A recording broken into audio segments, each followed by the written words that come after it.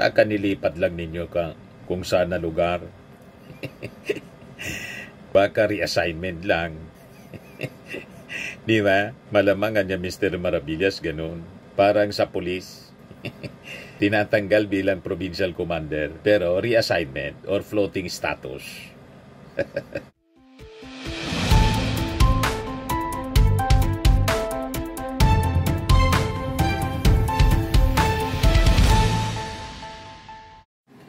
Hello po mga kababayan, si Dante Maravillas, Bicolano vlogger, broadcast journalist from Albay.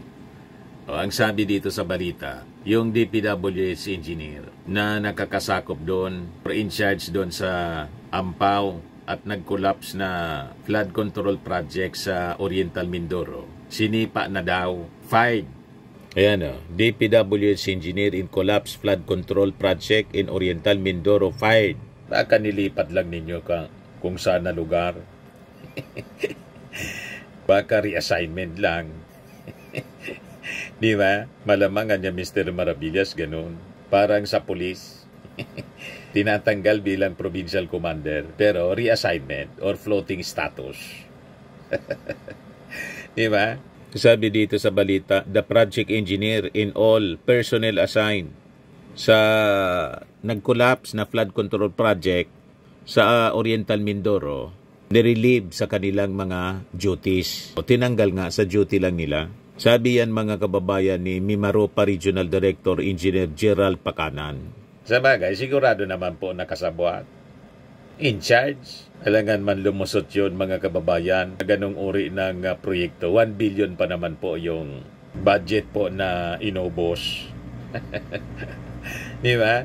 Pakaman hadras to Oriental Mindoro a day after Governor Omerlito Bons Dolor lost temper during his inspection, kung saan na-discover niya ang nag-collapse na flood control projects na tingin niya mga kababayan substandard.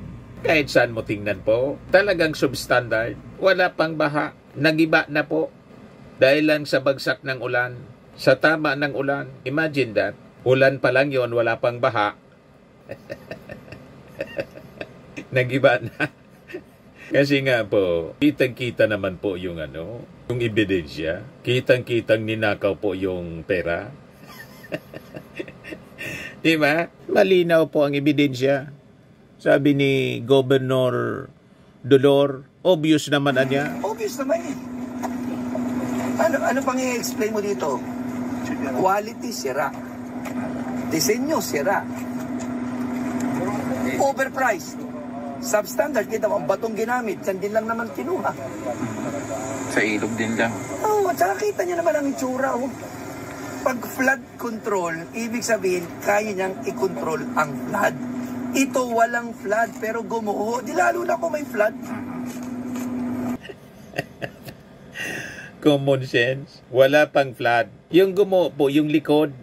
Kasi nga po, mga bato lang at buhangin at pinahiran lang ng konting Ang nipis po, mga ganyan lang.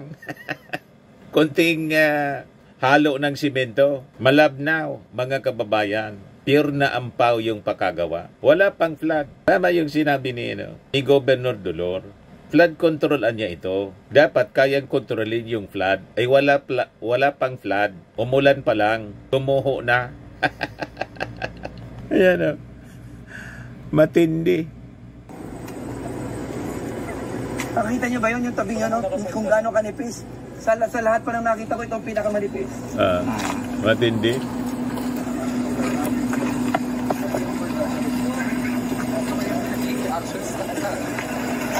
Grabe talaga po. Yung ito. Siguro naman niya, pwede na itong may ibentang panotsa sa Batangas. Mr. President, tingnan niyo naman ho. At ito po ay pumasa sa Quality Assurance Unit ng Department of Public Works and Highways. Pumasa. Pumasa sa mga inspeksyon. Sinertify ito 1 billion 1 per billion? 1 kilometer. Bakal na sa likod. Ayun! Sa wakas! Hindi. Kaya lang nagkaroon ng bakal sa likod. Panlagay sa liting. Kung hindi palilitingan ito dahil nag-repair, wala. Tingnan yung ginawa, tinabunan na yung ilalim para may matakluban na nila. Sino kontraktor ito? Hindi ko ba alam, makikita pa natin. Ang ito ay Tagumpay Flood Control Project. Yes.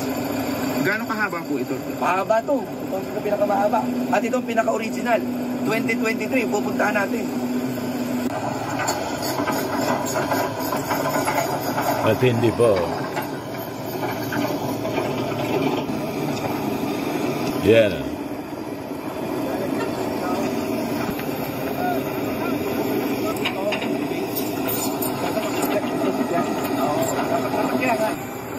Kung flood control, tubig ang kalaban mo. Babanatan mo ng 12 mm na bakal. Hindi ako inhinyero, ha?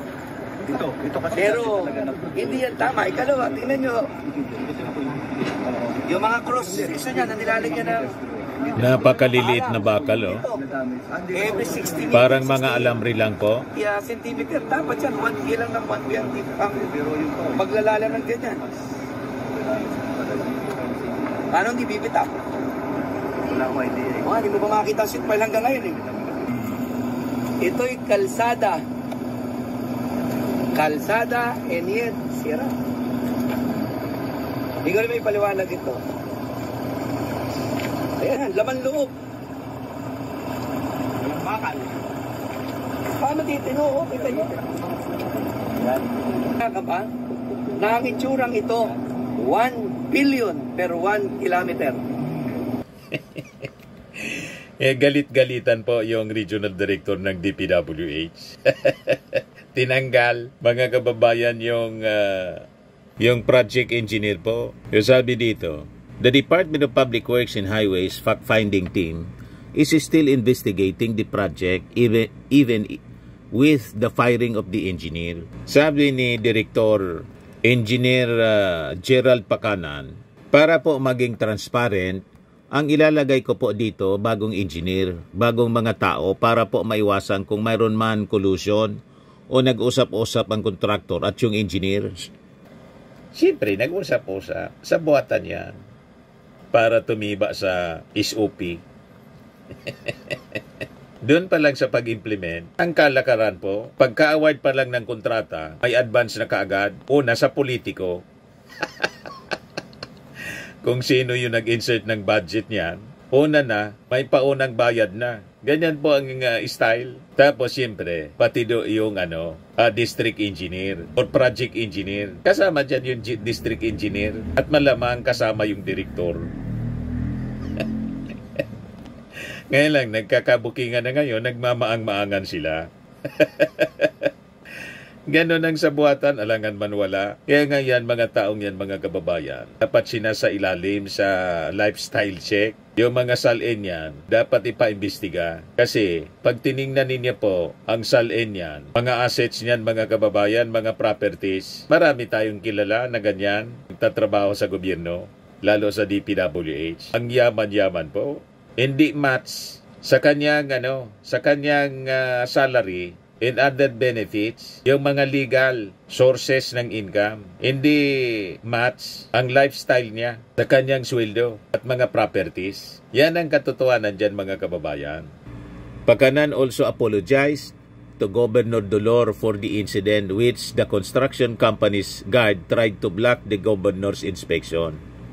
Humihingi po ako ng patawad sa kanya sa buong mamamayan ng Mindoro dahil hindi po yan dapat nangyari. Uulitin ko po, hindi po dapat nangyari. Ang hindi dapat nangyari po, yung palpak na flood control, yung korupsyon na siguradong may nangyari. Ano ba? Malinawan ebidensya. Tagumpay. Flood control project. Yes. Gaano kahaba po ito? Mahaba to. Ito ang pinakamahaba. At itong maniniwala ka ba na ang itsurang ito 1 billion per 1 kilometer? 1 billion po per 1 kilometer. O ngayon, yung dating secretary po ng DPWH, si Secretary Singson, may inamin. Yan o. Sabi ni dating DPWH Secretary Rogelio Babe Singson, only 30% niya ng mga flood funds ang napupunta sa projects. The rest niya go to somewhere. Matindi. 30%. Ang iba nga niyan po, ang napupunta sa somewhere, hindi lang 70%. Kasi kung 30% ang ginagamit sa implementation, di 70% ang napupunta sa somewhere. Sa ibang projects po, 100% somewhere. Ghost project po. Kasi ang style po, yung mga existing flood control projects, pinipicture na lang po. Paulit-ulit na binabudgetan po. Wala nang implementation ng project kasi may project na. Ang ginagawa po, kumukobra na lang.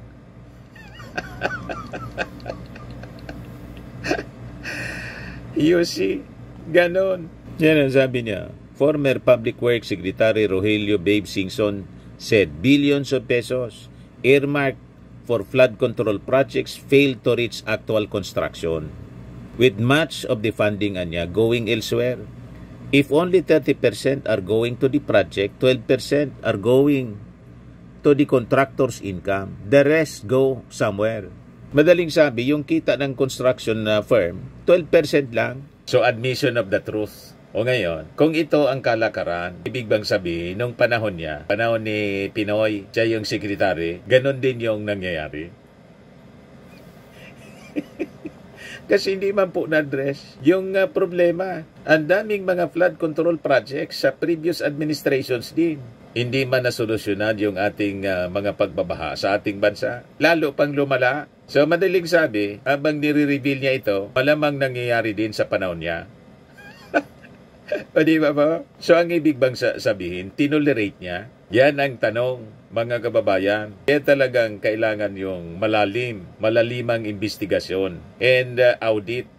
Yung sa Bulacan po, pinapa-audit na po ang ating Pangulong Bongbong Marcos. And the rest ng mga binisita niya po, yung sa Iloilo po, at ngayon itong sa Oriental Mindoro. Sigurado makakarating na ito sa ating Pangulong Bongbong. Viral po. Sasabi dito sa balita, during his 6-year tenure at the DPWH under the Aquino administration, Singson estimated the total flood control budget at 160 to 180 billion pesos. He contrasted this with recent appropriations, noting that in 1 year the budget reached over 300 billion anya. So in 1 year I did not reach that in 6 years. Singson recalled that the DPWH completed a 351 billion flood control master plan covering 18 to 19 major river basins nationwide, including key interventions for the Pasig Marikina River. He said the plan has largely remained with the National Economic and Development Authority with minimal follow-through. All of the master plans were finished. We submitted all the master plans and we left it. The blueprint niya was designed as part of an integrated water management approach intended not only to mitigate flooding but also to store water for irrigation and treat it for household use. Singson described a system in which district engineers are pressured by lawmakers and contractors are handpicked. If my contractor does not win, I will remove you. What will the district engineer do? Yan mga kababayan daw kasi ang banta ng mga congressmen. Sa totoo lang, yung mga district engineers po, ang padrino niyan lahat, congressman, you see? Kaya ganon. Kaya tama yung sinabi ng ating Pangulong Bongbong Marcos sa kanyang suna. Harap niya mismo yung kanyang pinagsasabihan. Hindi po outside of the building. Sa loob mismo. Maya naman niya kayo. Palagpakan nyo. Palagpakan yung mga walang iya. Sabi yan ni Ping Lacson. You see? So Singson welcome reports that President Ferdinand Marcos Jr. is investigating 15 contractors flag for questionable projects. That's good, sabi po ni dating Secretary Singson, noting that the same names had surfaced during his tenure. Madaling sabi, kahit nung kanyang panahon, ito na yung mga contractors na involved. Kasi matagal na po sila. Mga ilang administrasyon na, mga kababayan sila. Decades of operations. So gusto sabihin, ibig sabihin po, pati sa panahon ni Singson, ganun ang kalakaran. Ang tanong, anong ginawa ng kanyang amo, si Pinoy? Di ba? Buti yung ating Pangulong Bongbong Marcos talagang hindi na po nakatiis. Ito na ngayon, massive investigation ang ginagawa.